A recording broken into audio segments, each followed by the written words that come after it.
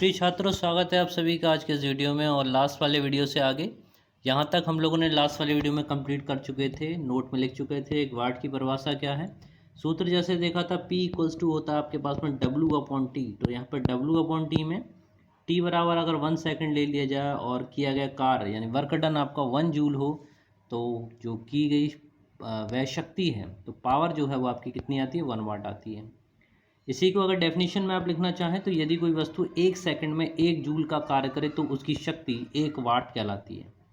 यहाँ पर ये मान भी आप अपने पास नोट कर लीजिएगा और ध्यान रखिएगा 1 किलोवाट में कितने वाट होते हैं। तो आप या तो ने 1000 वाट यानी 1000 वाट कह सकते हैं, या 10 रेज़ पावर 3 भी आप इसको कह सकते हैं। इसी तरह से अगर कहीं मेगावाट लिखा हुआ है तो वहाँ पर 10 पावर 6 वाट आप इसको कहेंगे। चलिए और आगे देखते हैं। वहीं पर आते हैं, अगर 1 HP यानी 1 हॉर्स पावर की अगर बात की जाए तो यहाँ पर इसको अश्व शक्ति कहेंगे हिंदी में। इसमें कितने वाट होते हैं, इसमें 746 यानी 746 वाट होते हैं। वहीं पर हम लोग अब 10th वाले पॉइंट पर आते हैं, शक्ति का व्यावसायिक मात्रक क्या होता है। तो शक्ति का व्यावसायिक मात्रक जो सामान्यतः घरों में भी आप लोग देखते हैं, बिजली की जो यूनिट होती है, ठीक है, वो 1 यूनिट कह लीजिए वो, या फिर 1 किलोवाट घंटा कह लीजिए। तो अभी आप उसी की डेफिनेशन पढ़ने जा रहे हो, लिखने जा रहे हो, तो उसको आप देखें। ऊर्जा के व्यावसायिक उपयोग के लिए एक बड़ा मात्रक प्रयोग किया जाता है, जिसे आप किलोवाट घंटा कहते हैं, या इसको 1 यूनिट भी कहते हैं। आप इसको नोट कर लीजिएगा, 1 यूनिट। ओके, इसमें आपने देखा होगा मीटर का जो बिल आता है वो यूनिट्स में आता है कि इतने यूनिट बिल, इतने यूनिट लाइट आपकी कंज्यूम हुई, इतने यूनिट लाइट आपकी खर्च हुई। तो वो यूनिट के अनुसार जो भी रेट चल रहा होता है उसका उसके साथ मल्टीप्लाई करके उतना पेमेंट आपको करना होता है। यहाँ पर यही तरीका है।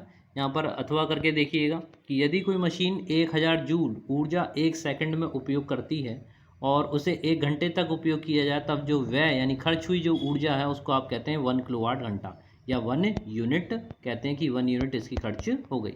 ठीक है, कोई भी विद्युत का एपरेटस या विद्युत का उपकरण हो, इलेक्ट्रिक एपरेटस है, अगर आप उसे 1 घंटे तक जलाते हो और उसकी पावर 1000 वाट की है, सॉरी 1000 जूल काम करता है, तो यहाँ पर आपके द्वारा व्यय हुई या उसके द्वारा खर्च की गई विद्युत कितनी होगी, 1 यूनिट होगी।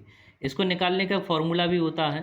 तो यहाँ पर अगर हम किलोवाट को सेकंड में जूल में चेंज करना चाहें तो उसके लिए भी फॉर्मूला जो है आपके सामने कि 1 किलोवाट पहले लिखिएगा कि 1 किलोवाट में भी आपने देखा था 1000 वाट होते हैं। वहीं पर घंटे को आपको सेकंड में कन्वर्ट करना पड़ेगा, तो 1 घंटे में 60 मिनट और 1 मिनट में 60 सेकंड, तो 60 × 60 का मल्टीप्लाई करेगा तो यहाँ पर आपको 3600 यानी 3600 सेकंड आपको मिलेंगे। और इसमें अगले स्टेप में सेकंड से सेकंड काटेंगे और 36 36 1 2 3 3 3 जीरो इसकी, 2 जीरो इसकी, 5 जीरो यहाँ पर आए। दशमलव किसी भी संख्या के बाद में होता है तो उसको अगर 3.6 के बाद में लगाओगे तो बस की 6 आपको अलग से इसमें लिखना पड़ेगा। तो 1 किलोवाट आवर को अगर आप जूल में कन्वर्ट कर रहे हैं तो यहाँ पर भी ये काफ़ी अच्छा मानक है जो आपको आगे याद रखना है, बड़ी क्लास में इसका आप ही लोग यूज़ करेंगे। तो 1 किलोवाट आवर या 1 kWh का मान 3.6 10⁻6 जूल के इक्विवेलेंट होता है। तो यहाँ पर जो याद करने वाली चीज़ है उसको मैंने अलग से नोट में भी लिख दिया, जो आपके भविष्य में काफ़ी काम आने वाली है। तो अगर आपसे कहा जाए कि 1 किलोवाट को विद्युत ऊर्जा की इकाई है, इसको आप 1 यूनिट भी कहते हैं। वहीं पर अगर आपको खर्च हुई यूनिटों की संख्या अगर निकालनी है कि कोई विद्युत का उपकरण है वो कितनी यूनिट खर्च कर रहा है, तो उसके लिए आपको ये फॉर्मूला ध्यान रखना पड़ेगा, यानी खर्च हुई यूनिटों की संख्या बराबर P, यहाँ पर वाट में उसको आप लिखेंगे, T समय दे रखा होगा, कितने घंटे हैं, घंटे के ही यहाँ पर यूज़ करना है, समय को यहाँ पर घंटे में ही रखना है। ठीक है, मैं फिर से बता रहा हूँ, समय को आपको घंटे में ही रखना होगा और 1000 से भाग लगाएंगे तो यहाँ पर आप उस एपरेटस के द्वारा खर्च किए गए यूनिटों की संख्या निकाल सकते हैं। इसका एक एग्जांपल लेके मैं और आपको बता देता हूँ। जैसे मान के चलिए कि कोई विद्युत प्रेस है, वो 500 वाट की है, ठीक है, 500 वाट है और दिन में 2 घंटे चलाई जाती है। तो यहाँ पर टाइम जो हो गया उसका 2 घंटे हुआ, 2 आवर्स हुआ।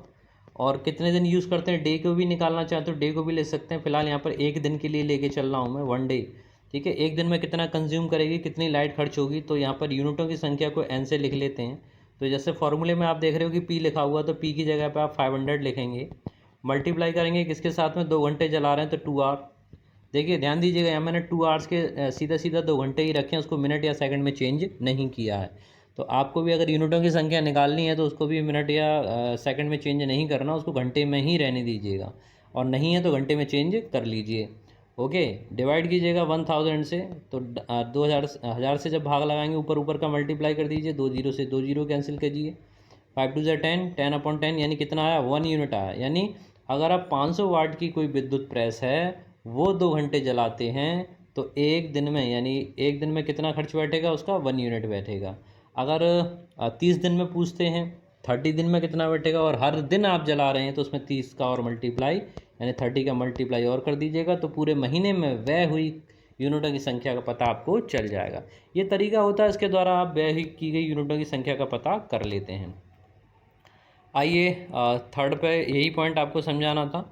इसके बाद यहाँ पर ये चैप्टर आपका कंप्लीट होता है। इसी के कंटिन्यूस वे में अगला चैप्टर मैं स्टार्ट कर रहा हूँ। देखिए सभी स्टूडेंट, सभी छात्र ध्यान से सुने, आप सभी का कोर्स यहाँ पर कंप्लीट हो रहा है। साथ ही साथ क्लासों में भी मैं आपको न्यूमेरिकल्स क्वेश्चन करा रहा हूँ, तो ज़रा भी आप लोग समय का दुरुपयोग ना करें, और जितनी जल्दी से जल्दी हम लोग अपना कोर्स कंप्लीट करेंगे उतना जल्दी हम लोग अगले स्टेप पे आएंगे। अभी बहुत काम बचा हुआ है, काफ़ी सारा काम आप लोगों के सहयोग से करना है, और ये मान के चलिए कि बिल्कुल आपको कंठस्थ कराना है, पूरा सब कुछ याद होना चाहिए। ठीक है, तो आप न्यूमेरिकल पोर्शन से लेके ऑब्जेक्टिव क्वेश्चन सब कुछ, एवरीथिंग, आपके अंदर कोई भी कमी बकाया नहीं रखनी है, सभी काम पूरे करने हैं। चलिए आगे देखते हैं, अगला चैप्टर यहीं से स्टार्ट कर देते हैं। यहाँ से हमारा अगला चैप्टर स्टार्ट होता है ध्वनि, और ये चैप्टर फिजिक्स में यहाँ पर लास्ट है। इसके बाद हमारे 2 केमिस्ट्री की ओर बचेंगे, तो 12th चैप्टर ध्वनि का कंप्लीट होने के बाद में हम केमिस्ट्री वाले चैप्टर ले लेंगे। और इसमें शिक्षण बिंदु जो शुरू हैं आपके, इसमें आप पहला पॉइंट लिखिएगा ध्वनि। इससे पूरे चैप्टर में हम साउंड यानी ध्वनि के बारे में पता करेंगे। ध्वनि क्या है, ऊर्जा है, ठीक है, इसके कितने प्रकार होते हैं, किस रूप में ये चलती है, इसके चलने के लिए क्या क्या चीज़ें आवश्यक हैं, क्या ध्वनि बिना माध्यम के भी चल सकती है, नहीं चल सकती, उसके प्रकार कितने होते हैं। इसी तरह से इसका क्या परावर्तन भी संभव है, ठीक है, परावर्तन को पढ़ेंगे। प्रतिध्वनि, रिकॉइल का आता है, रिकॉइल अगर हम किसी जगह आवाज़ लगाते हैं तो वो ध्वनि हमें फिर से सुनाई देने लगती है, तो उसको प्रतिध्वनि बोलते हैं।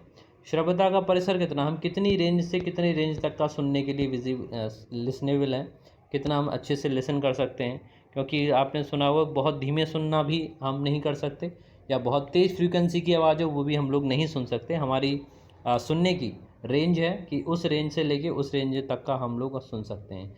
इसी तरह से सोनार के बारे में इस चैप्टर में जानना है। और लास्ट वाले पॉइंट में आप मानव कण की संरचना जो इसमें दे रखा है, तो मानव कण को और हम लोग अच्छे से स्टडी करेंगे। आइए, ये थे आपके पॉइंट्स, तो इसका स्क्रीनशॉट लेके आप लोग स्टार्ट कीजिएगा। तो पहले पॉइंट आपने लिख ही लिया ध्वनि, और उसके बाद ध्वनि तरंग व इसके प्रकार, यांत्रिक तरंगें उसके प्रकार, विद्युत चुंबकीय तरंगें।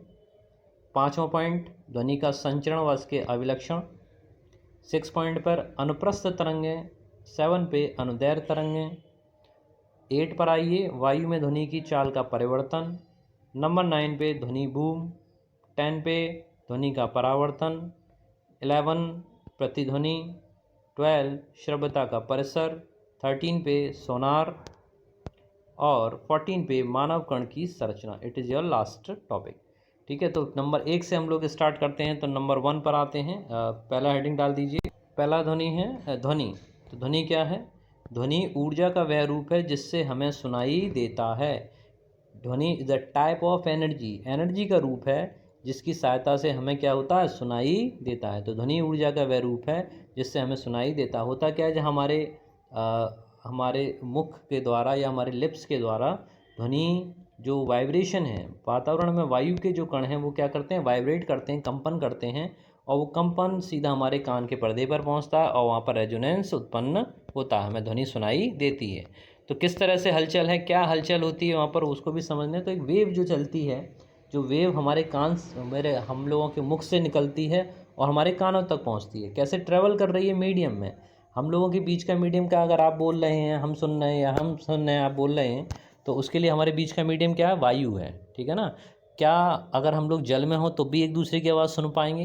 क्या हम लोगों के बीच में अगर कोई सॉलिड मीडियम हो तो भी क्या हम सुन पाएंगे? जी हाँ। ठीक है, तो इन सब चीज़ों को हमें इस चैप्टर में स्टडी करना है। तो यहाँ पर सेकंड पॉइंट में आप लिखेंगे तरंग। पहला पॉइंट सभी ने लिख ही लिया होगा। तो तरंग क्या है? किसी माध्यम में उत्पन्न वह विक्षोभ, विक्षोभ बोलते हैं हलचल को, डिस्टरबेंस, आपकी हलचल बोली जाती है, जो अपनी आकृति बदले बिना एक निश्चित चाल से माध्यम में आगे बढ़ती है, उसको हम क्या बोलते हैं? तरंग कहते हैं।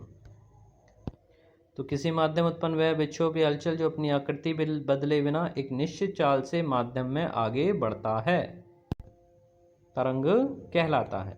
ठीक है, अब यहाँ पर तरंगें दो प्रकार की होती हैं भाई, देखिए काफ़ी इंपॉर्टेंट है, ये आपके आगे की कक्षाओं में भी काम देगा। तो यहाँ पर जो टाइप्स हैं वो हैं आपकी दो प्रकार की तरंगें होती है, एक तो होती है यांत्रिक तरंगें, इनको आप मैकेनिकल वेव्स बोलते हैं, और सेकंड होती है आपकी विद्युत चुंबकीय तरंगें, यानी इनको आप इलेक्ट्रोमैग्नेटिक वेव या EM वेव्स बोलते हैं। तो यहाँ पे यांत्रिक तरंगें कौन सी होती हैं उनको समझ लीजिए। यांत्रिक तरंगें वे तरंगें हैं जिन्हें चलने के लिए माध्यम यानी मीडियम की आवश्यकता है। ठीक है ना, मीडियम आपका सॉलिड, लिक्विड और गैस तीनों टाइप का संभव है। अब इसी बेसिस पर यानी वे तरंगें जिन्हें चलने के लिए माध्यम की आवश्यकता होती है वो कितने प्रकार की होती हैं? वो दो प्रकार की होती हैं भाई। कौन कौन सी होती हैं? आपकी अनुप्रस्थ तरंगें होती हैं और अनुदैर्ध्य तरंगें होती हैं। तो इनको आप लिख लीजिए। सेकंड पर आते हैं, विद्युत चुंबकीय तरंगें कौन सी होती हैं? जो आपका फोर्थ पॉइंट है उसको मैंने अलग से बना दिया है। तो यहाँ पर देखेंगे विद्युत चुंबकीय तरंगें या इलेक्ट्रोमैग्नेटिक वेव्स। इलेक्ट्रोमैग्नेटिक वेव को समझते हैं, वे तरंगें जिन्हें संचरण या चलने के लिए माध्यम की आवश्यकता नहीं होती, विद्युत चुंबकीय तरंगें कहलाती हैं, या इनको विद्युत चुंबकीय तरंगें कहते हैं। सुनिए ध्यान से कि जितने भी आपके अंतरिक्ष यात्री जो हम लोगों से संपर्क करते हैं अंतरिक्ष से, और अगर पृथ्वी की बात की जाए तो बीच में माध्यम निर्वात है। ठीक है, तो वहाँ से सिग्नल कैसे आता है? तो वो सारे सिग्नल जो सभी तरंगें हैं वो इलेक्ट्रोमैग्नेटिक वेव्स के द्वारा हम लोगों तक भेजी जाती हैं, जिससे हम लोग एक दूसरे से बातचीत या कम्युनिकेशन करते हैं। तो ये तरंगें आपकी विद्युत चुंबकीय तरंगें हैं, इनको चलने के लिए किसी भी मीडियम की आवश्यकता नहीं है। इसका मतलब ये निर्वात यानी वैक्यूम में भी ट्रैवल कर सकती हैं। कैसे चलती हैं? स्पीड ऑफ लाइट से 3 × 10⁸ के मीटर पर सेकंड, इतनी स्पीड से ये इलेक्ट्रोमैग्नेटिक वेव ट्रैवल करती हैं। वहीं पर अगर यांत्रिक तरंगों की बात की जाए, मैकेनिकल तरंगों की बात की जाए, तो इतनी तेज़ वो नहीं चलती। जैसे अगर हम ध्वनि की बात करें तो हमारी ध्वनि की जो चाल है वो 332 मीटर पर सेकंड है। कितने डिग्री सेल्सियस पे? 0 डिग्री सेल्सियस पे अगर हम मान के चलें, यानी अगर टेम्परेचर वायु का जो ताप है या माध्यम का जो ताप है 0 डिग्री सेल्सियस हो, तो लगभग जो ध्वनि की चाल है वो 332 मीटर पर सेकंड होगी। जरा अनुमान कीजिए कि इलेक्ट्रोमैग्नेटिक वेव्स की तुलना में ये कितना कम है। चलिए कोई बात नहीं, आगे वाले पॉइंट पर आते हैं। पांचवा है ध्वनि का संचरण। तो ध्वनि का संचरण क्या होता है भाई? ध्वनि का संचरण है ध्वनि का एक स्थान से दूसरे स्थान तक जाना। एक स्थान से दूसरे स्थान तक जाना ध्वनि का संचरण कहलाता है। यह माध्यम के विभिन्न कारकों पर निर्भर करता है। किन किन कारकों पर निर्भर करता है? जैसे मैंने बताया अभी आपको, टेम्परेचर पर निर्भर करता है, ताप कैसा है माध्यम का, आर्द्रता कैसी है, मॉइस्चर है कि नहीं है। ठीक है, तो ये इन सब चीज़ों के ऊपर डिपेंड करता है, तो विभिन्न कारकों पर निर्भर करता है। और ध्वनि के संचरण के लिए माध्यम की आवश्यकता होती है, और माध्यम 3 प्रकार का संभव है। जैसे मैंने बताया कि आपका माध्यम ठोस हो सकता है, द्रव हो सकता है और गैस हो सकता है। तो ये 5 पॉइंट आप लोग अच्छे से नोट कीजिए, और सभी छात्रों से कहना है कि आप डेली मटेरियल याद करना और शुरू करें भाई। ठीक है, learning is your continuous process, याद करना और जारी रखिए। तो आज मैं यहीं 5 पॉइंट तक रहता हूँ। अगले वीडियो में अगले टॉपिक्स के साथ में बहुत जल्दी मिलता हूँ। तब तक के लिए जय हिंद, जय भारत। पढ़ते रहो, बढ़ते रहो। धन्यवाद।